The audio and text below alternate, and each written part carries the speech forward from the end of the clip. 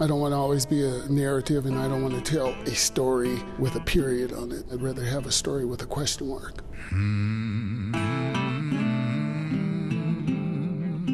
We believe that Floyd is one of the Rocky Mountain region's most significant contemporary artists. Never have I actually seen all this work the way I'm looking at it right now. And so for me, I actually had to think like, am I the artist?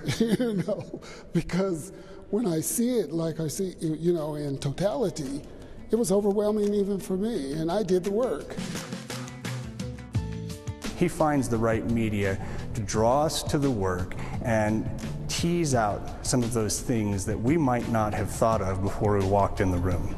So the work is not easy, and as I matured, I think I'm more caustic, or I'm more provocative with what I'm trying to say. I'm trying to draw you in initially, and then I try to give you a little punch in the gut so that you have to view the work differently. I'm not one that can do something the same way for a long time. That would drive me crazy. I'm always looking for adventure and growth. I want to grow as an artist. Just as he looks with an equally critical and reverent eye to various aspects of our society, he also does that with art history, and inspire us to reassess it, inspire us to reassess the role of Black people in today's society, and he wants us to wonder. I think that's all I'm doing, is posing more questions than answers.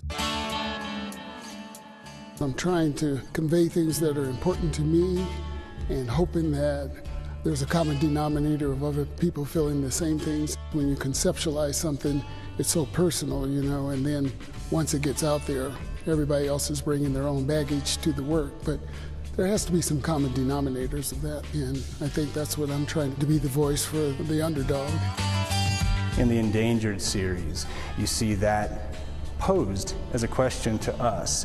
So you see these very beautiful, very naturalistic portraits of young Black men. And what they inspire us to think about is, what point in these young men's lives are we looking at? We don't know, but we have to ask ourselves, what's the future of these young men in any case?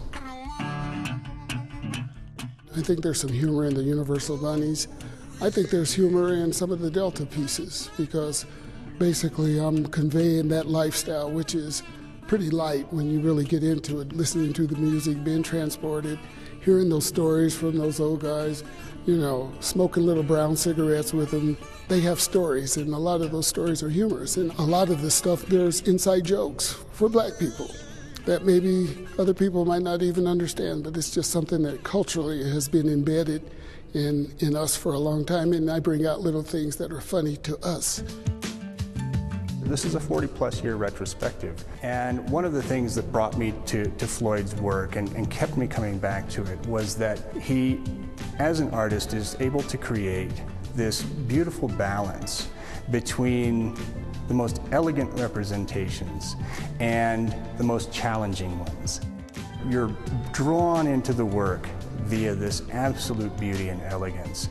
And then as you spend more time with it, as you get up close and look at all of the physical layers to it, you'll find things that challenge your expectations of what art should be, of what art should do. And to me, that's when art is at its best. First of all, it has to draw someone in. You have to have some visual dialogue. You have to have some interest in the piece. And once you get drawn in, then I use different devices. Sometimes I make it very comfortable for you to come to the piece. And then once you get there, then I throw little things in there that's not so comfortable, but get you to think differently or to emote differently about that particular work. I think art should change how we think about things. That's what art should do.